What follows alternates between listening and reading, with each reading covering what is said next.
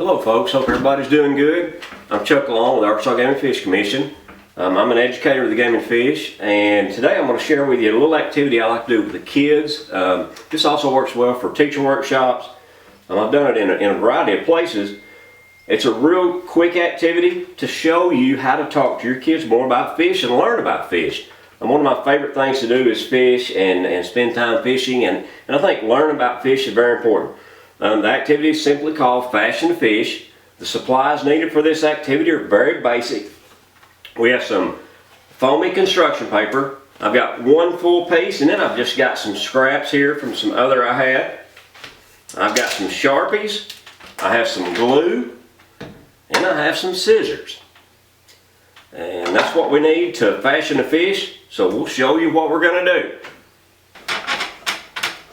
Alright folks, we're going to fashion a fish. I've got my foamies, I've got my glue, got my scissors, got my Sharpies. We want to start with the basic oval.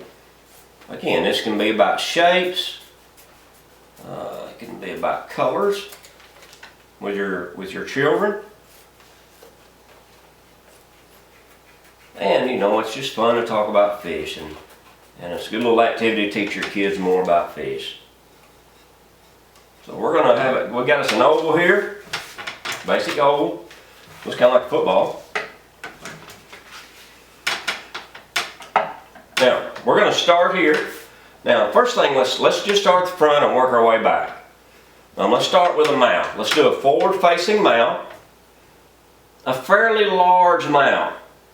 Typically, the fish with larger mouths are going to be predators. Do fish have teeth? Yes, they do.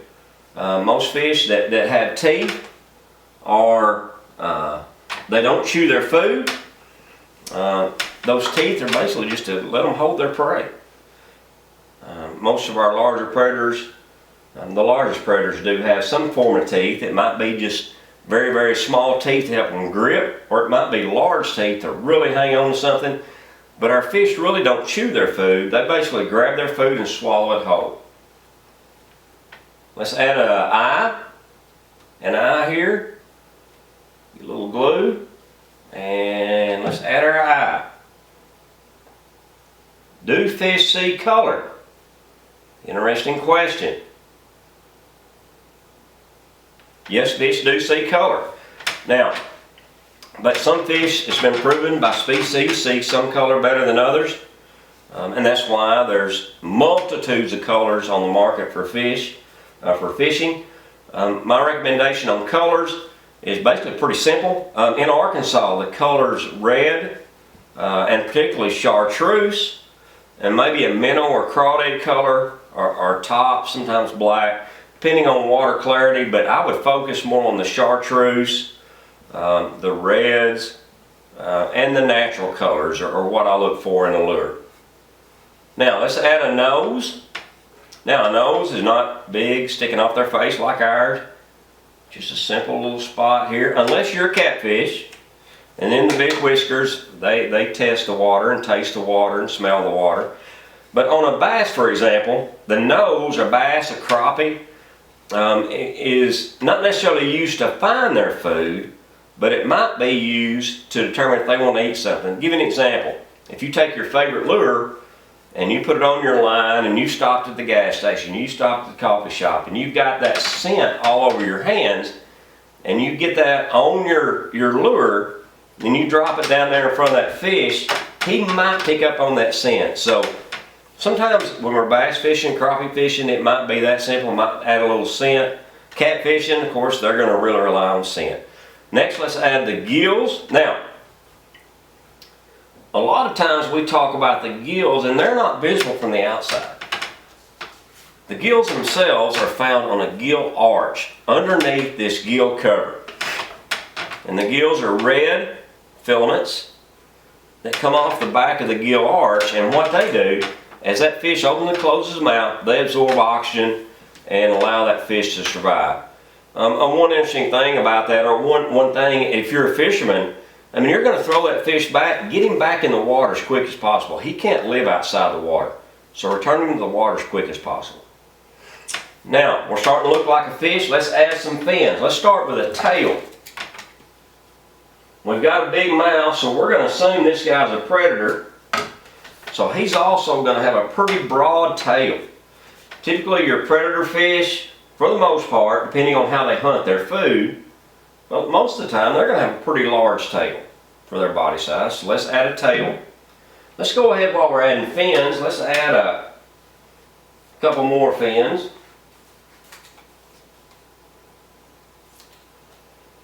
Now you notice on fish's fins there's rays.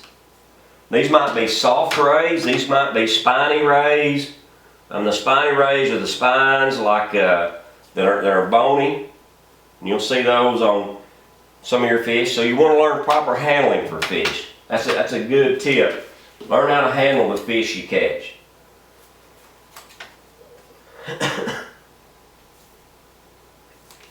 Make another fin here, put it right down here.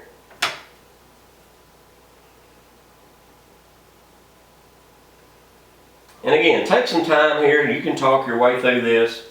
And I'm just going to use a scrap piece here. I'm going to put another fin here. That's the neat thing about this project. Once you get your foamies, you can use scraps. Doesn't have to be perfect. Let the imagination here, and let the kids decide what the fish is going to look like. Now, so we've got a basic fish here. We're going to add one other part here, and that's going to be the lateral line. Now, the lateral line runs right down the side of our fish, typically in kind of an arch down the side of our fish, and that's how that fish hears. That's why most of our lures make a noise. That's why if an insect jumps in the water, that fish feels that vibration. That's why if you're at a catfish pond, a lot of times you can shake the can, and those catfish will come to the bank. That's also why if you make a lot of noise, you'll scare the fish away because they feel that vibration in the lateral line. My dad used to always tell me, used to always ask me the question when we were fishing when I was a young guy. He'd wonder whose side I'm on because I was always very noisy in the boat. I had to learn to be quiet. So that's part of fishing, is learning what that noise relationship is with those fish. And we basically got our fish done. Now, you could also add a scale pattern here, and those scales interlock. On the outside of the fish, you're going to have some slime. You know, when you're handling that fish, try not to get the slime or on your hands. Use wet hands. Try to get him back in the water as quick as possible so he can survive. If you're not going to keep him, if you're going to keep him, get him in your cooler as quick as possible. Camouflage is very important. So we have our fish done, and we have, here in just a few minutes, fashioned the fish.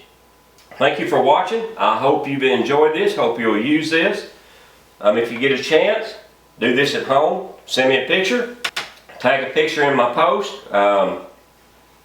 This will be on, you can go to crowsridge.org or you can go to agsc.com for more activities like this. During this kind of downtime, we'll be talking about all kinds of outdoor stuff. But hope you'll take some time, fashion a fish. Most of all, get out and try to catch a fish. Thank y'all for watching.